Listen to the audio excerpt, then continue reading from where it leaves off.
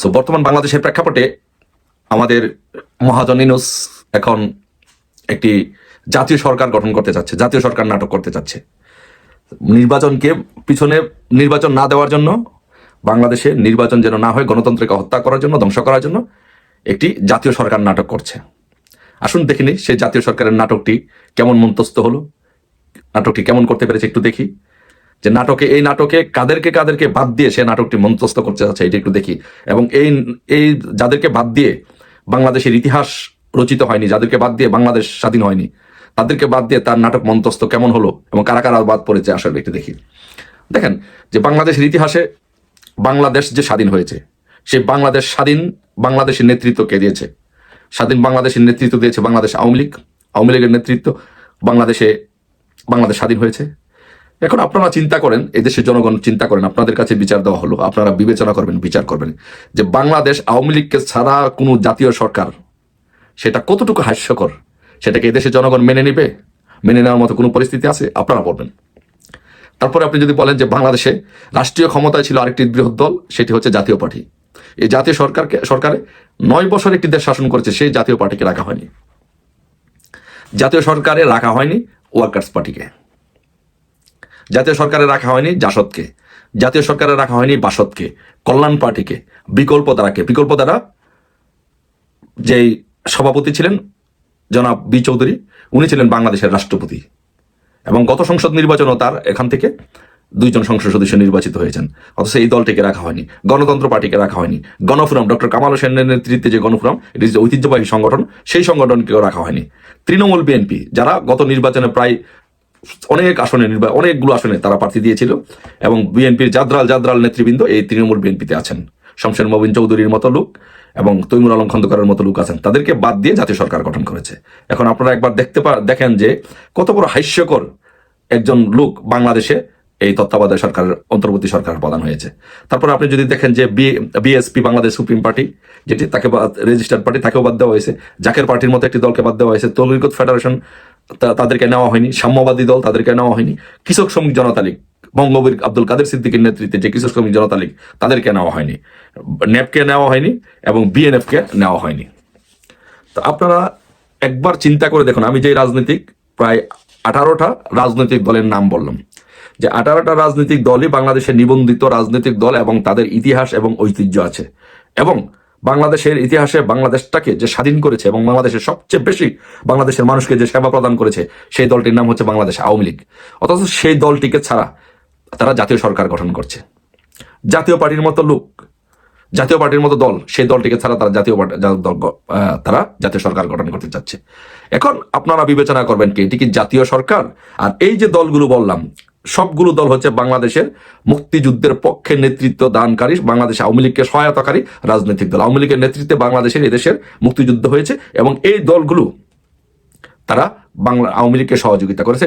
বাংলাদেশের ব্যক্তি অথবা দল বাংলাদেশ আওয়ামী লীগকে মুক্তিযুদ্ধের সময় নেতৃত্ব দিয়েছে, সহযোগিতা করেছে। তাহলে আপনারা একবার চিন্তা করে দেখেন যে বাংলাদেশের ইতিহাসে কত বড় হাস্যকর একটি জাতীয় সরকারের ডাক দিয়েছে এই সৎকর মহাজন ইউনূস।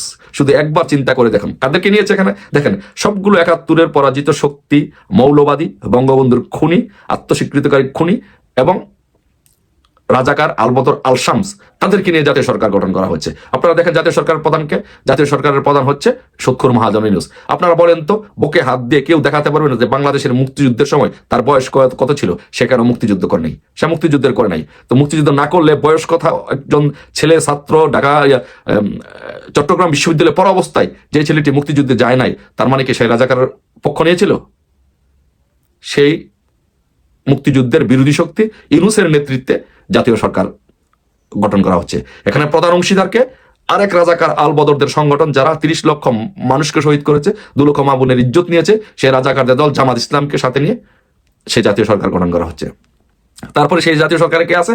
বিএনপি, যারা বঙ্গবন্ধুর, যাদের নেতা বঙ্গবন্ধু শেখ মুজিবুর রহমানকে হত্যা করার জন্য দায়ী, বঙ্গবন্ধু হত্যাকাণ্ডের সাথে জড়িত, তাদেরকে নেওয়া হয়েছে।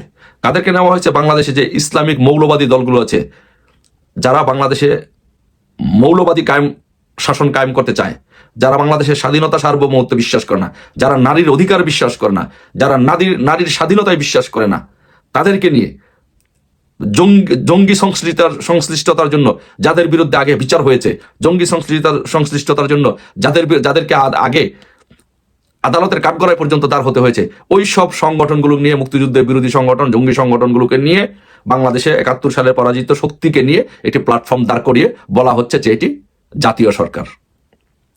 মিস্টার ইউনূস, আপনাকে সবিনয়ে বলে দিতে চাই, সে আপনার সেই জাতীয় সরকার, 71-এর পরাজিত শক্তির সেই জাতীয় সরকার বানের পানির মতো ভেসে যাবে।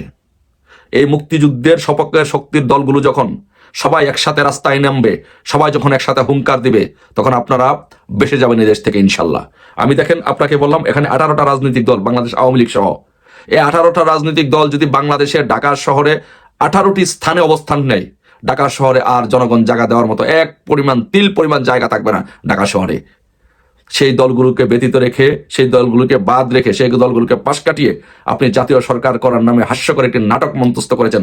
সেই নাটক স্ক্রিপ্টও ভালো হয়নি, নাটকের পারফরমেন্সও ভালো হয়নি, কোনো কিছুই ভালো হয়নি। আপনার সেই নাটক বাংলাদেশের জনগণ খায়নি, খাবেও না।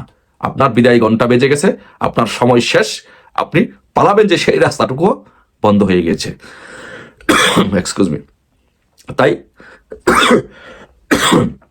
অতি শীঘ্রই আপনি যদি ভালো চান, তাহলে আপনাকে গণদোলাই দেওয়ার আগে, আপনি গণপিটুনিতে নিহত হওয়ার আগে আপনি এই দেশ থেকে বিদায় নেন।